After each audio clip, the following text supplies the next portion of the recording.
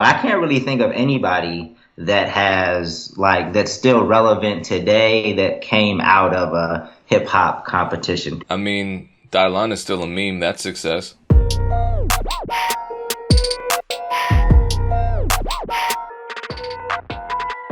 Peace, what's going down? It's the Music Entrepreneur Club podcast, episode 17. Now we're old enough to see R-rated movies without parental guidance.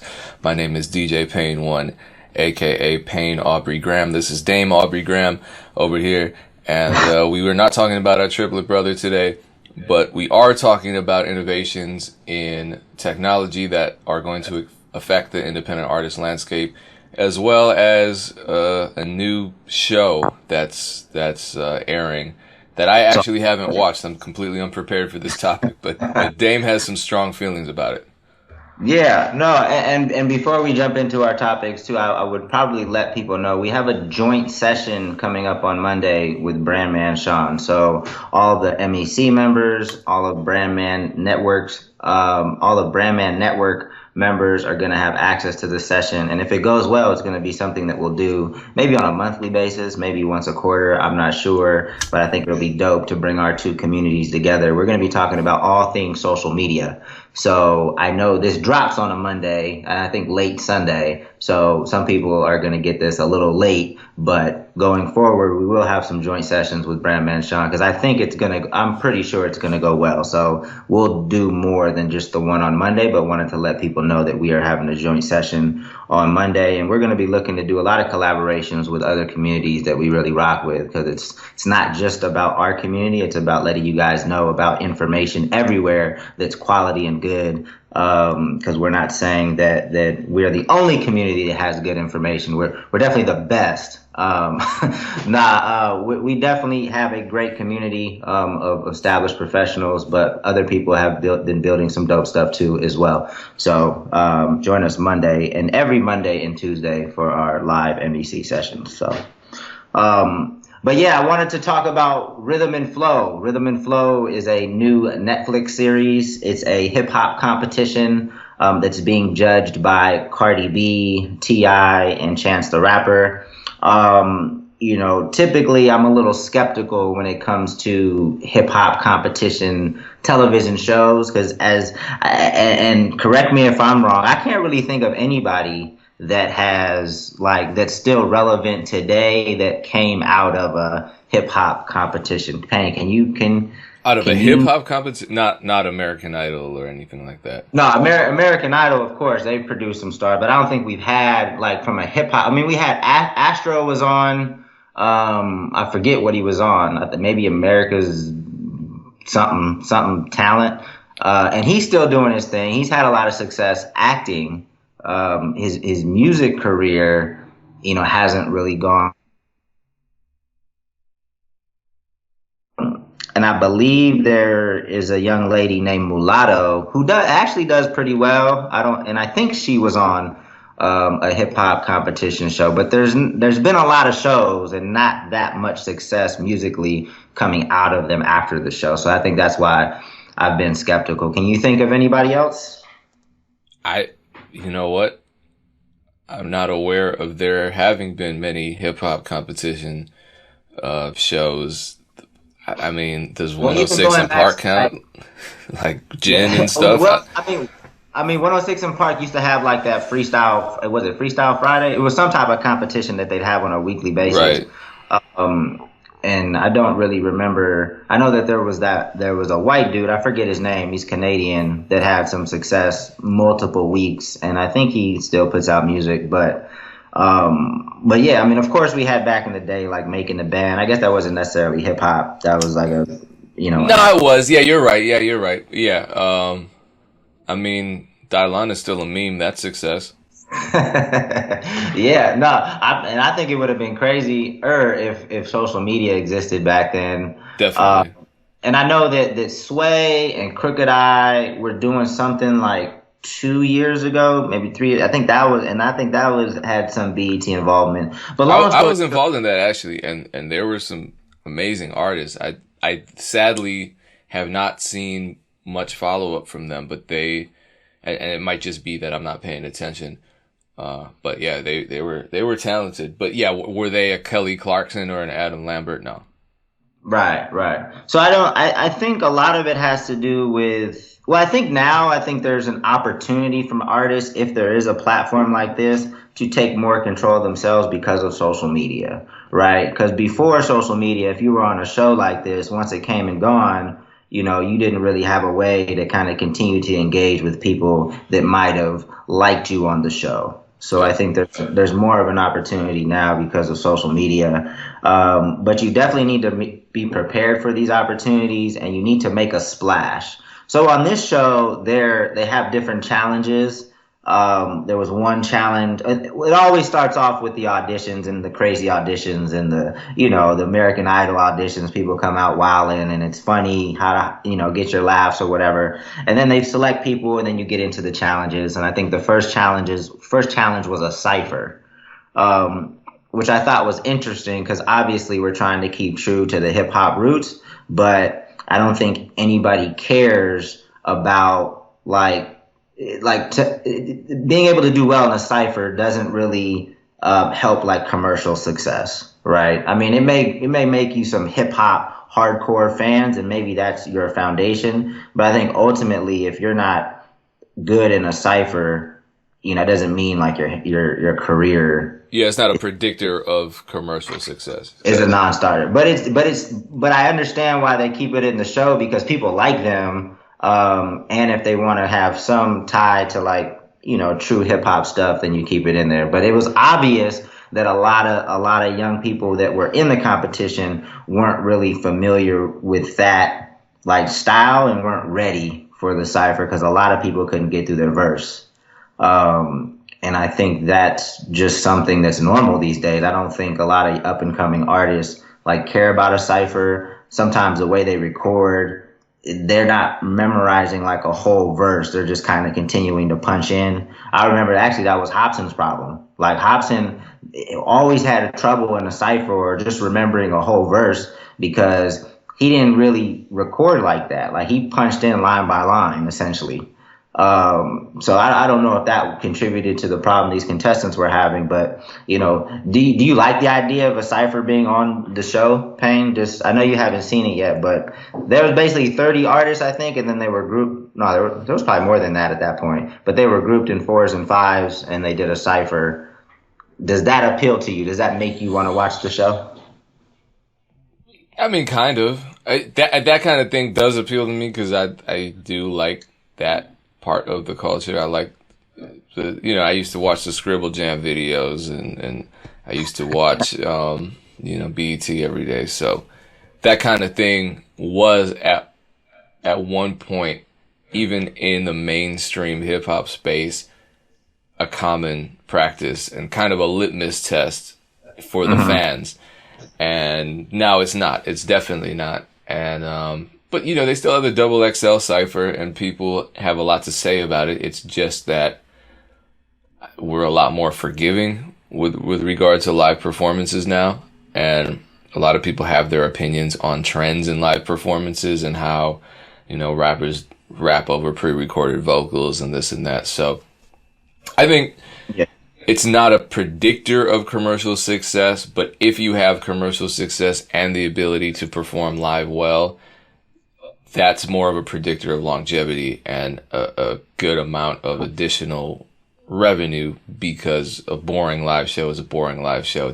You're probably not going to attract a huge fan base based on that aspect of your career.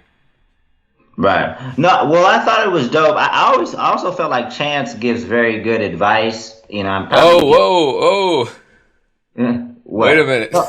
No, not on his radio, not on his I'm talking about just in terms of his artistic advice. He wasn't giving music business advice. I'm not circling back on that. I'm not. He had not. I need sound effects. There was no advice on what you should do, how you should build out your team, who you should sign to, who you shouldn't sign to. It was specifically on their performances because a lot of them lacked showmanship. A lot of them lacked an identity, which is, equates to like your story. And he was talking a lot about that when he was giving feedback. So I thought that was something that aspiring artists could take away from this show. They can learn from as they were watching the show. So I thought that was a good piece. The next round was like a battle round. So you were paired up with somebody and then you battled them. Again, true to hip hop, but in terms of like, making songs and doing well, streaming well, battling doesn't really have anything to do that. You can pick up some fans because there's still a lot of people that like battle rap, but that's totally different from having success putting out good songs. But again, I thought the feedback was great. I mean, obviously Cardi B on there is more just to pull her fans in. She's super popping right now. And T.I. I felt had some cool things to say. But the next round after that was that they were tasked with creating a song and a video. So we saw all of the contestants that were still remaining, which was only like 8, go back to their hometowns and create a visual that represented who they are and kind of told their story. And I thought that was a dope. But I also saw that most of them were terrible. I thought that most of them were terrible myself. So it just showed you the importance of being able to communicate your story visually, because that's a huge component to your career these days, given everything is visual and we have all these platforms, Instagram, IG story, IG live, like all this stuff is visual. So being able to get comfortable on camera, telling your story visually is a crucial component. And I thought that was a dope challenge to add because that is something that's super important these days. So why were most of the videos terrible in your opinion? They were just kind of cheesy. They were just kind of cheesy and generic. I think this was their first time having access to the type of budget that they were allowed, or the type of resources. I don't know about budget, but the type of resources they were allowed. And I don't think I don't think everyone was prepared for that. I think a couple of them were, but I think a couple of them didn't really know how to, communicate visually, their song. And it showed for sure. But I definitely like that addition to the contest. I think overall, this is probably one of the better hip hop competitions in terms of like what you're learning from it. And at the end, the winner gets $250,000. They say no strings attached because a lot of times, these competitions, they want you to sign something afterwards. They want to keep, some rights or something that if you have some success and you happen to blow up because of the show. But they said it's $250,000, no strings attached. So obviously, that's huge. Yeah, I was going to ask about that because that was always a concern. And I think we've all, met somebody who has, or we know somebody who has auditioned for, something like an American Idol type event or series, and they've seen some of the preliminary paperwork and it scared the hell out of them. So, hey, if that's how it is, if that's really no strings attached, that's great. Yeah. Not 250,000 is could help anybody, I'm sure. Oh yeah. But yeah, it's dope. It's got some real like authentic, genuine people attached to it. So DJ Head, who's a voice out here, one of our largest voices of the West Coast, he's the DJ. And I know they do some like after show sessions where he talks about the show. So it's dope to see him a part of it. So one of the leading contestants right now is also somebody that that used to participate in our Funk Volume Don't Fuck Up Our Beats contest. His name is Flawless. He's from Rhode Island. It looks like a layup in terms of like, cause he's really dope. Like I feel like he's gonna win the competition because, I believe he won one of ours. So I know he's dope. And it just seemed like most of the people in this competition, I don't know how they selected them, or how people knew to go to the audition, because I know that there's probably even a lot of people within the Music Entrepreneur Club that are way better than some of the people that were on this show. But Flawless is dope, so I'm definitely rooting for him. So yeah, I think the rest of the episodes come out next week. So I'll definitely be checking for him. But I think overall, like, people just have to be prepared for an opportunity, and it was apparent that a lot of these young people were not prepared. They weren't prepared to stand out. They weren't prepared to perform in these different challenges. It was something that was kind of out of their comfort zone, and I think you just need to be prepared and know kind of what you're getting into, because I think a lot of people just kind of missed an opportunity. To really kind of take their career to the next level, or at least snatch up, a few new fans. So, I mean, I give the show a 7 out of 10, probably. I'll continue to watch it. So, Payne, I probably didn't convince you to watch it, but... well, it's on regular TV, right? It's on Netflix. So, it's on Netflix? Yeah, I might watch it then. Do you think that's going to be the new uncharted territory for Netflix? This type of show? Yeah, I mean, they're definitely data driven. If this does well, I'm imagine they would do another series. It sounds like they had a hell of a budget for this one. Yeah, I mean, to get those three, and I know that Snoop made a special appearance. There were different people that made different appearances in different cities. But yeah, with a 250,000 grand prize, I mean, Netflix is not short on cash, and they're pretty, they're putting out a lot of money for their own original content.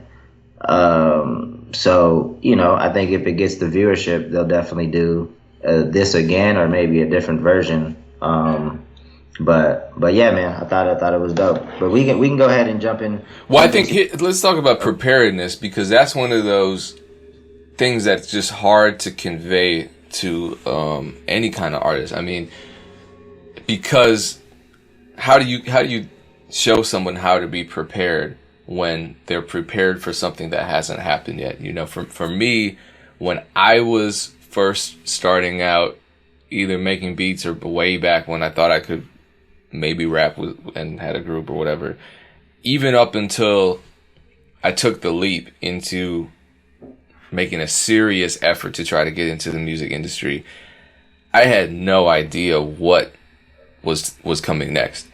And everything that I've learned has been through experience and mistakes. It would just suck and I've lost major opportunities because I wasn't prepared, and I've seen countless other artists who had talent but who weren't prepared for whatever the task in front of them was, miss out on opportunities too. And with a show like this, the stakes are really high. So I don't envy the artists who aren't that prepared and whose biggest opportunity might be this show, because the stakes are so high, and if they're not prepared, that could be devastating to them if they don't win, or if they don't at least place as a runner-up or something. Because things like live performance, right? It's hard to prepare for those things because the landscape of live performances, specifically for hip-hop artists, is so strange. I mean, in my city, very racist city, rap is basically banned. I mean, you can't really perform anywhere. My nonprofit helps address that by creating non-traditional venues and performance opportunities for artists and paying them for it. But for a lot of people, this is one of their first 10 performances, and it takes more than 10 performances for you to, as an artist, develop your stage presence and your stage show. I mean, some people have natural charisma, but knowing how to move around a stage, just engaging with the physical space, structuring a set, those were things that it took me a long time to learn, and it took a lot of bad performances and a lot of mistakes and embarrassments to figure that out. And some people don't have it in them to persevere through some kind of event where they're humiliated or they feel like they failed, or a competition that they lost, and I've lost competitions too at a much smaller scale than this. So it's hard. I'm not letting them off the hook. Nah, that's no. I mean, I'm just speaking from an artist's perspective. It's scary. Okay, you have an opportunity of a lifetime. Let's just think, and I don't know if they gave them the specifics of what the challenge would be. But one, it's going to be on TV. So you're going to have to get comfortable, and if you don't have any venues or shows, then you're in your phone and you're getting your mom out in your bedroom and asking whoever can give you feedback. You're taping yourself, just getting more comfortable on camera. Obviously, it's going to happen in a short amount of time. So you're going to have to create quickly. So maybe you don't know what you're tasked with, but maybe you just have some verses and songs on deck, that you can just modify instead of coming up with something, on the spot or within 24 hours. I'm not sure how much time they're given. So your image, how you're going to present yourself, what story you're going to tell. Like all of this is stuff that I hope if you were part of the Music Entrepreneur Club and got an opportunity like this, you would be prepping yourself. It was interesting because like a lot of people were sharing a very similar like struggling artist story. And, hopefully if they didn't realize it until they got there, they realize now that a lot of people don't have much and are trying to, make it in the music business. But at the end of the day, nobody owes you anything still. So you're not just going to be given a handout just because you're struggling or you have a kid or whatever. Life is rough sometimes and you have to, get through it. So I definitely feel like, you couldn't prepare 100% for an opportunity because there's probably a lot of unknowns and maybe, you didn't have any experience prior. So it's tougher for you to get up to speed. But it just looked like there wasn't much preparation from a lot of the artists and they were caught off guard. Some tried too hard though. Some. Sure, yeah. There was a cat like in a suit and he definitely stood out. He was kind of whack, but he definitely stood out. So he kind of was trying to differentiate himself, but in a way, like he just kind of came off like a cornball. There was another cat that was like kept breaking out his Rubik's Cube, and another cat had dances. So it's hard. Oh, that's Logic's thing, though. Yeah. We can't have two Rubik's Cube rappers. So yeah, but I mean, yeah, you got to prep. You got to prep for this, man. You got to prep for these opportunities. Because you never know when these opportunities are going to present themselves. I'm not saying that there's going to be a show like this every day, but, you may have an opportunity to perform last minute somewhere. And so you kind of always have to be like refining your craft so that you can be prepared should an opportunity, present itself. What throws me off about artists, not just rappers, everybody, singers, whoever, when they're put on the spot unexpectedly. You rap. Here's this last minute performance opportunity, or hey, you're at an event and one of the opening acts called in, they can't make it. Can you do it quick? Oh no, I can't do it. Or let's freestyle. No, I can't do that. Or I feel like I don't know if it's fear. I don't know if it's people being bougie because we've now entered into an era where it seems like everybody's famous and you have to either take the greatest opportunities in the world and if it's not a great opportunity that's paying, then you shouldn't even pursue it. But it just seems like all of these smaller opportunities to grow are maybe frowned upon, and I think it's true in the producer community too, like the whole no free beats, no this and that. And it's like at some point we have to understand that if we're starting out, we're not going to get paid a whole bunch for shows. We might not get paid for shows, period. Right. It's like a parallel to going to school to get a degree in some kind of profession, right? You're not getting paid to go to school. You're actually paying to go to school with the hope of getting a degree or a certification or something in an area that you're prepared for, a job you're prepared to do competently, and then you're getting paid, from that. Or if it's an apprenticeship or an internship, something that doesn't involve college, it's the same concept. But with music, I think a lot of us have our noses up just starting out. I mean, granted, if you've been doing it for 10 years and you've had placements, you worked your ass off and someone comes up and says, "Hey man, my little brother just started rapping. He needs you to produce his album for free," and you say, "Well, no, I can't do that. That's fine." But if there's a performance opportunity, especially at something charitable, like, "Hey, can you rap at this youth center?" I mean, do it, because that's practice. That's great experience, and finding yourself in these situations that may not be favorable or ideal, and still putting on a good show, is a true testament to the art of performance. And very few artists do that, and very few artists can do that successfully. And the ones who can do that successfully, I think, are more prepared for whatever it is that the business throws at them.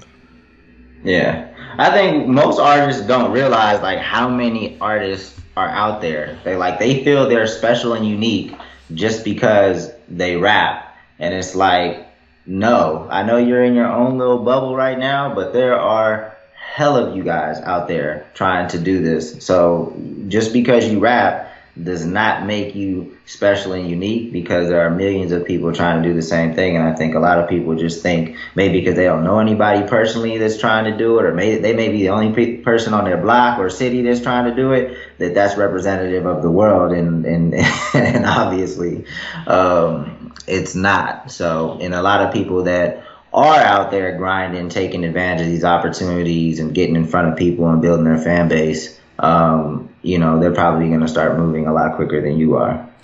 So let's talk about that. I hear all the time that with regards to artists finding success, there's this choice that artists have to make, either, and especially with how things are with the internet right now. Either artists are musically talented, or artists are good at marketing themselves.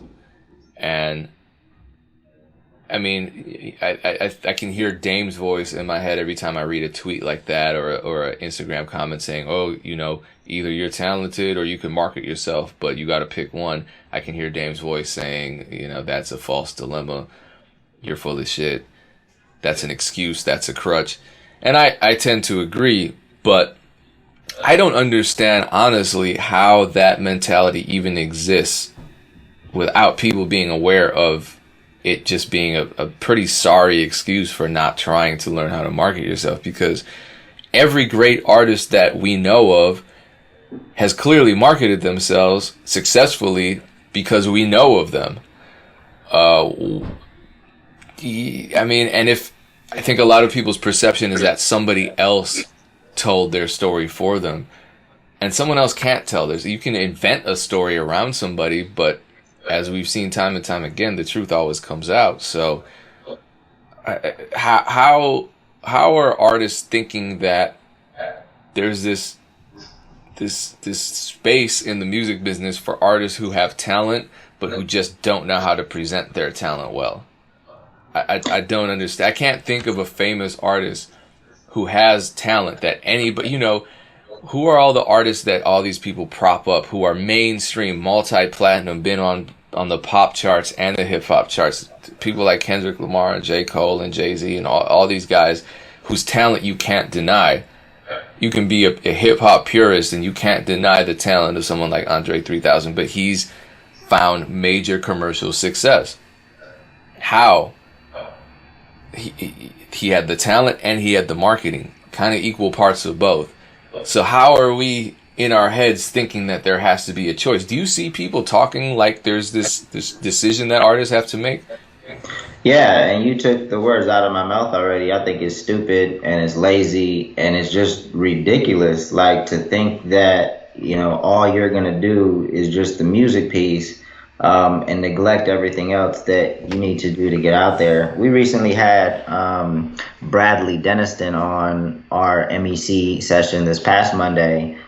He's the founder of a music house called Radium Media, and we were talking just about, I think the number one thing that separates successful people from not so successful people is just being able to do the things that you don't want to do, right? Because I think that's when a lot of people give up, when they don't want to do something or they feel like it's hard, then they just don't do them. Whereas the people that push through and do the things they don't necessarily want to do, because even in the most desired, attractive careers, there's going to be a lot of shit that you don't want to do. If you want to play in the NBA, of course, a lot of people want to play in the NBA, but are you going to go to practice every day? Are you going to, eat right? Are you going to do all the workouts? Are you going to study the game? Like, there's a lot of things that you probably don't want to do, but if you want to be the best of the best and get to the league, you're going to have to do them, right?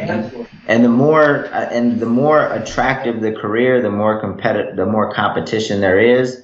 So there's going to be a lot of stuff you don't want to do. And, if you're telling me you don't want to do those things, then I have no sympathy for you. And I just tell you good luck, basically.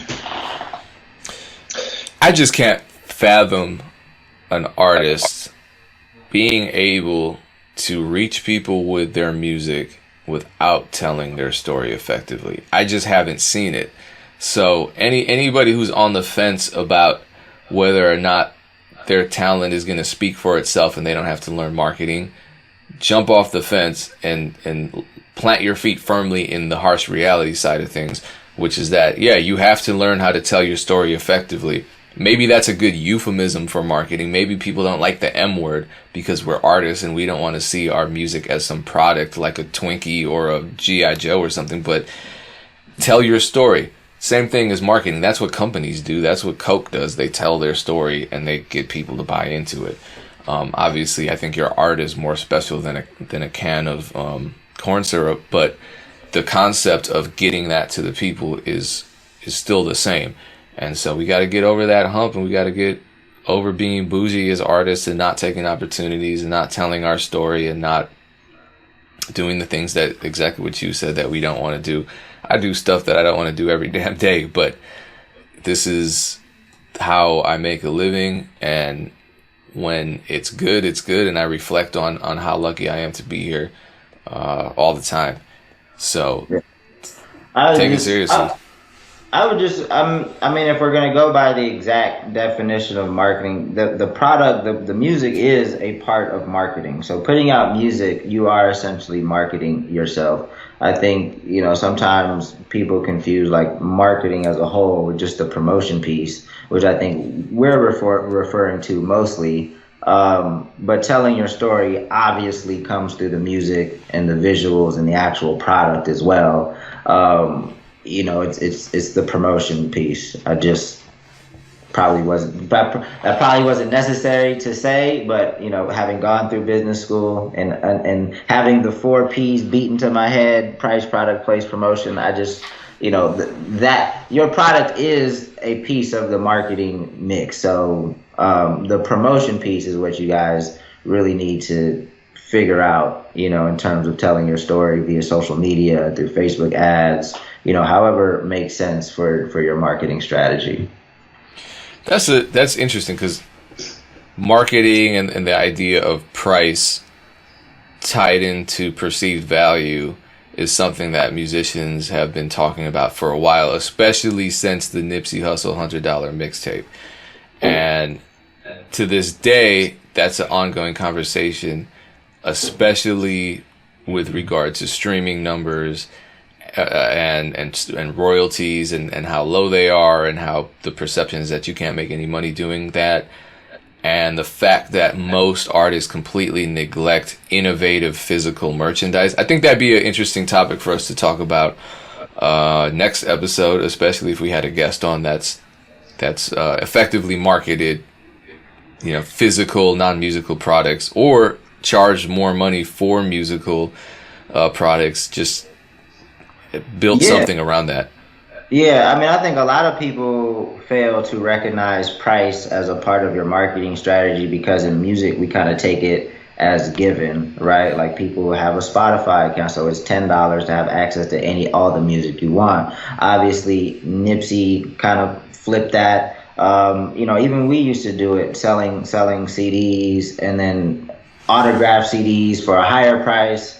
So there's definitely ways to do it. It's harder these days to do it, and it really comes back to like your brand and the type of fan base you're able to build, and the type of relationship you have with them, but there are definitely some ways to be more unique with pricing and have that be a part of your story as well. But yeah, we can talk about that in the coming weeks for sure. So to end things, we had somebody post in the Music Entrepreneur Club Facebook group, which is free to join. Everyone should join it. Just don't spam us, because then I'll kick you out. That he was curious about how technology would change the performance element of the music business. He pointed out that it hasn't changed that much, that the whole live show system hasn't changed that much over the last couple decades. I would argue that it has, especially with Live Nation kind of taking things over and so forth. So like clockwork, it was great timing this morning from the Beats and Bytes newsletter. I got an article about how Bands in Town, in partnership with some other companies, I want to say some analytics companies. I don't want to say Facebook or Amazon, but it's something like those companies. They're now creating. So let me rewind. Bands in Town, you're familiar with, I'm sure, is Yep. this app / website where bands share their tour dates, and you can kind of subscribe to a band to see when they're in your area and when they're performing. And so now they're analyzing, I guess, Bands in Town ticket sales to see which artists' events are doing the best sales-wise in which markets. I think they're going to create some type of top charts, and I don't know what impact that's going to have immediately on the landscape of live performance, but I can see that being the first step in giving artists a lot more analytics with regards to live shows, because right now we have analytics for Instagram posts. We know who's looking at our Instagram posts. We have analytics for YouTube videos. This is all stuff that exists online, and this now giving us analytics for live performances for something that's happening in the quote unquote real world is a new concept for a lot of artists. And touring is this neglected part of the music business. A lot of artists don't even think about touring. And the reality is, and you've said this before, a lot of artists don't need to tour if they're successfully building up their brands on the internet. They can build fans online without touring necessarily. Well, they can, but I only said that because I know I know a lot of artists that don't like to tour. I mean, I think touring is a great thing, and you really kind of build that relationship or solidify or take that relationship to another level when your fans get to see a good live show and have a good experience. But touring is not necessarily something that you have to do, in my opinion. But this might make touring seem a little more within reach, or it might incentivize artists to either go on tour or consider going on tour, because now they have those analytics right in front of them, the same way that a Facebook ad has now become more accessible because the analytics and the tools are right there at your fingertips. What do you think about the future of performance? I don't know. I mean, I don't know if that's much more powerful than just having the analytics of where your fans are. Because what we've seen is, just because people click a button doesn't mean they're actually going to come out of their house and go somewhere, pay money to see you perform. That's a big ask, right? Like, you got to really have a compelling brand and just music to get somebody to pay money, leave their house, maybe get a babysitter, to watch a 2-hour show. And in the beginning, there's probably a bunch of artists that aren't that good performing before you. So I think artists really need to understand kind of what they're asking their fans to do. So they better be able to put on a good show. And I don't know how much more this Bands in Town information is going to help. I think it's great. The more information, the better. But I think the cat in our Logan is the person that posted the comment in our Facebook group, which again everybody should be in. That's free to join, and we have dope stuff happening there.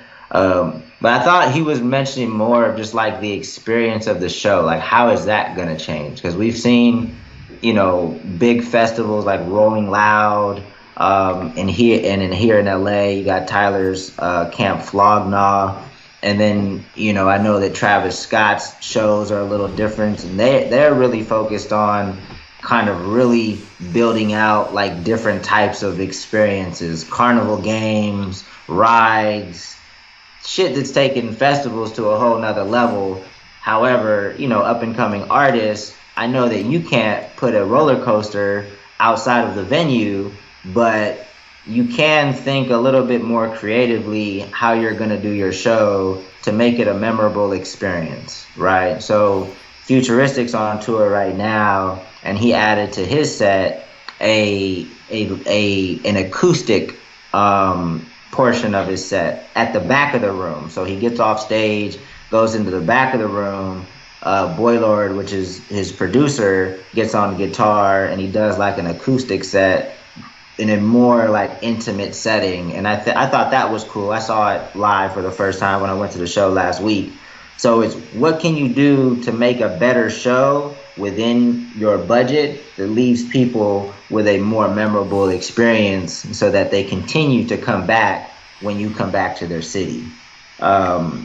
That's what I think artists should be thinking about, whether you have a budget of nothing or a budget of $1 million, just creating those experiences. From what I understand, you can read the article for yourselves.